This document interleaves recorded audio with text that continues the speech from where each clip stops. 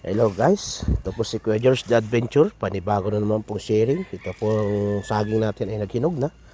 Ayan po. Pinilex ko lang po sa inyo mga ka-adventure na hindi po lahat ng saging pala ay dito nagsisimulang mahinog.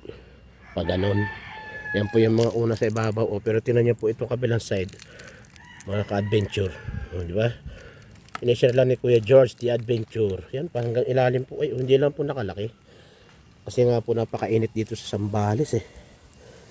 Hindi po siya nakatanim sa may mga tubigan. Wala po, bundok po dito sa amin. Tingnan niyo naman po ang lupa. Pero pagka ito po magiging bunga ngayon, ay matik po yan. Mga ka-adventure. Lalaki. Meron po ako mga pinost na dating bunga nito. Ito po ikuan eh. Dabaw kasaw. Yung Dabaw na kardaba. Dala ko po ito nung galing sa kaibigan ko. Mga dala po nila to galing Davao na pinananim dyan sa Castillas. Nangingi po si Kuya George. Kumalat na po ito rito sa Barreto. Po guys, marami po nangihingi sa atin. Share natin, share the blessing para lahat magkaroon. Ano po? Marami po salamat mga ka-adventure. Yan lang po muna. Bye bye.